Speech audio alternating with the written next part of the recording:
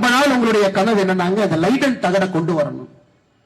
நாகப்பட்டினத்தில் சில பேருடைய கோரிக்கை வைக்கிறீங்க, அண்ணா இந்த லைடன் தகடு எங்களுக்கு வேணும் அப்படி. ஒருவேளை நம்முடைய சகோதர சகோதரர் என்ன லைடன் தகடை பத்தி என்ன பேசுறீங்கன்னாங்க, நாகப்பட்டினத்திலிருந்து ஒரு சரித்திர புகழ்மிக்க ஒரு தகடு, ஒரு செப்பு தகடு இன்னைக்கு இங்க இல்லைங்க. அது எப்பவோ நெதர்லாண்ட்ஸுக்கு போயிடுச்சு. அது ராஜராஜ சோழனுடைய காலத்துல 9ஆம் 10ஆம் நூற்றாண்டிலே ஒரு செப்பு தகடை வெளியிட்டாங்க. 21 செப்பு தகடு அப்ப வெளியிட்டது. அதுல 5 செப்பு தகடு சோழ பாரம்பரியத்தினுடைய வாரிசுகளை குறிக்கிறாங்க சமஸ்கிருதத்துல. 16 செப்பு தகடு தமிழ்ல இருக்கு.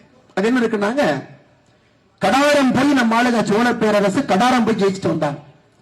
அங்க இருந்து சூடாமணி பௌத்த மன்னன் இங்க வந்து நாகப்பட்டினம் பக்கத்தில் இருக்கக்கூடிய ஆனைமங்கலத்துல நான் ஒரு புத்த விகாரத்தை கட்டுகின்றேன் என்று கேட்ட பொழுது இங்க இருக்கக்கூடிய சோழ பேரரசு புத்த விகாரம் கட்டுவதற்கு அனுமதியும் கொடுத்து 26 கிராமங்களுடைய வருவாயை கொடுத்தார். அதை இந்த 16 செப்பு தகடுல ஒரு அக்ரிமெண்ட் போட்டிருக்கிறாங்க சோழர்களும் அங்கிருந்த கடார அரசும். அந்த 16 செப்பு தகடும் 5 செப்பு தகடும் வாரிசு செப்பு தகடும் 21 செப்பு தகடு நெதர்லாண்ட்ஸில் இருக்கக்கூடிய லைடன் பல்கலைக்கழகத்தில் எவனோ கொண்டு போய் வச்சுட்டாங்க ஆங்கிலேயர்கள் இருக்கும்போது. அதை கொண்டு வருவதற்கு பாரத பிரதமர் நரேந்திர மோடி அவர்கள் போராடி செப்பு தகடு மறுபடியும் இங்கே வர வேண்டும். உங்களுடைய சரித்திரங்க